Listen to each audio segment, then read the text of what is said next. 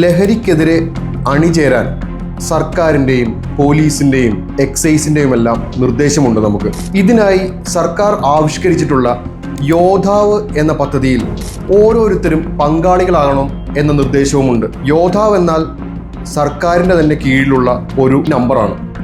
ഈ നമ്പറിലേക്ക് ലഹരിയുമായി ബന്ധപ്പെട്ടിട്ടുള്ള ഇൻഫർമേഷൻസ് നമുക്ക് കൊടുക്കാം.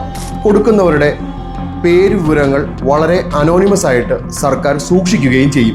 ഈ നിർദ്ദേശം സർക്കാർ ഒരു വശത്ത് നൽകുമ്പോൾ എറണാകുളത്ത് ഒരു പറ്റം ആളുകൾ അവരുടേതായ ഒരു സംവിധാനം തയ്യാറാക്കുകയാണ്. എറണാകുളം കളമശ്ശേരിയിൽ ഒരു ബോർഡ് സ്ഥാപിക്കുകയാണ്.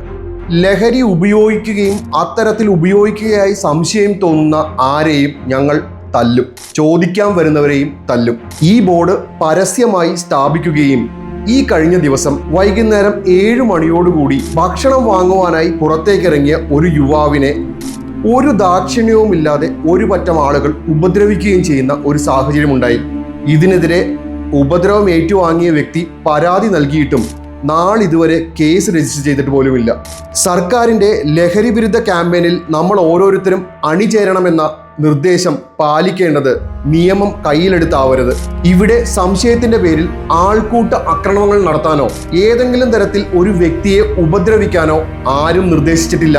ഇത് മറന്നുകൊണ്ടാണ് പല സംഭവ വികാസങ്ങളും കേരളത്തിൽ ഉടനീളം സംഭവിക്കുന്നത്. ലഹരി നമുക്ക് വേണ്ട, ലഹരി വിരുദ്ധ ക്യാമ്പയിൻ സപ്പോർട്ട് ചെയ്യുകയും വേണം.